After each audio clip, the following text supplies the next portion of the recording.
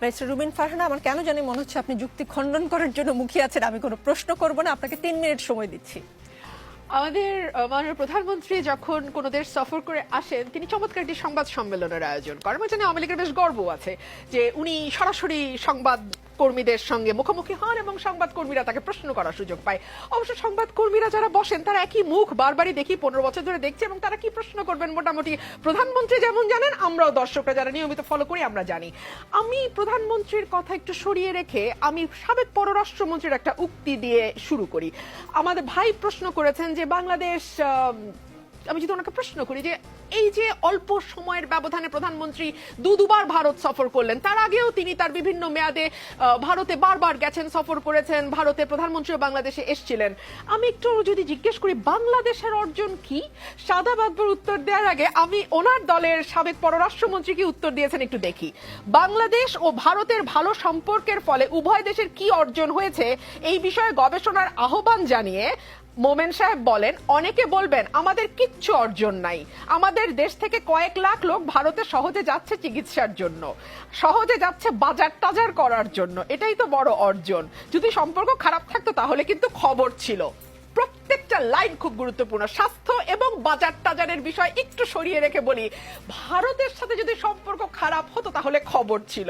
That is the main line I would rather say for Awami League, because আমরা দেখলাম যে 2024 নির্বাচনের পর আওয়ামী লীগের সাধারণ সম্পাদক at the same time Awami লীগের পররাষ্ট্রমন্ত্রী বললেন 2014, 18 এবং 24 ভারত পাশে ছিল বলেই সরকারের পক্ষে সম্ভব হয়েছে 3টি নির্বাচন পার করবার। আমরা দেখেছি নির্বাচনের আগে আগে বলা হয়েছে দিল্লি আছে, আমরা আছি, দিল্লি আছে, বলা হয়েছে আমেরিকা দিল্লিকে দরকার, দিল্লির আমেরিকাকে দরকার, বলা হয়েছে পিটার হাসেন মুরব্বীদের সঙ্গে তলে তলে দিল্লির আপোষ হয়ে গেছে।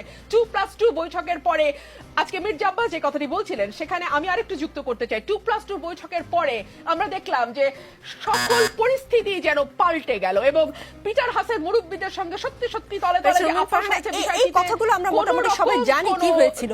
মির্জা ফখরুল যেমন করে আজকে সংবাদ সম্মেলনে বললেন আমাদের অ্যাচিভমেন্ট 0, আসলে তাই। ইজ ইট শুধু 0 না, 0+0+0+0 ইজ ইকুয়াল টু 0। গত 15 বছর ধরে শূন্যের সাথে শূন্য ক্রমাগত যোগ হতে হতে দুটো অশ্বডিম্ব, বিরাট দুটো শূন্য বসেছে। কেন আমি আপনাকে ক্লিয়ার করে বলছি। আমরা 1972 সালে নৌ ট্রানজিট দিয়েছিলাম, তখন আওয়ামী লীগের সরকার ছিল। 2010 সালে আমরা সড়ক দিয়েছিলাম, তখন আওয়ামী লীগের সরকার। 2018 সালে আমরা চট্টগ্রাম এবং মোংলা পোর্ট ব্যবহার করার অনুমতি দিয়েছি। 2024 নির্বাচনের পরপরই আমরা ভারতকে রেল ট্রানজিট দিচ্ছি।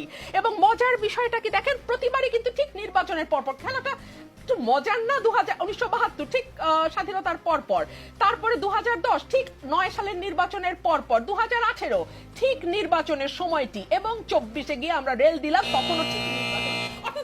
অর্থাৎ মনে হয় তুমি আমাকে রেখেছো তাই তোমায় দিচ্ছি, বিষয়টি একেবারে এক হাতে নেওয়া এক হাতে দেওয়ার মতন, তেমনটি মনে হয় না? 1, 2 হচ্ছে, আমি শেষ করি, রেল ট্রানজিটের ব্যাপারে খুব চমৎকার। আমাদের 1976 এবং 1988, if I am not wrong, দুটো চুক্তি হয়েছিল নেপালের সঙ্গে, ভুটানের সঙ্গে। ভারতের ঠিক আপনি যেটি বলছিলেন 21 কিলোমিটার হয়তো ভারতের রাস্তা আমাদের ব্যবহার করতে হতো, সেটুকুও ভারত দেয় নাই।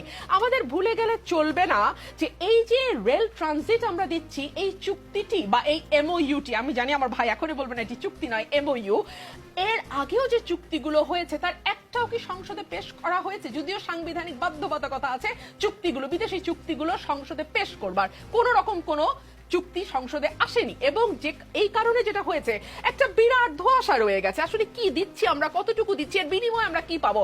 তার কারণ এই জন্য বলছি যে 2010 সালে যখন সড়ক ট্রানজিট আমরা দিলাম, তখন বলা হয়েছিল যে আমরা $500 মিলিয়ন আয় করব। যদি আমাকে জিজ্ঞেস করেন সূত্র কি, পররাষ্ট্র সচিব তৌহিদ হোসেন বিবিসি বাংলাকে বলেছেন $500 মিলিয়ন।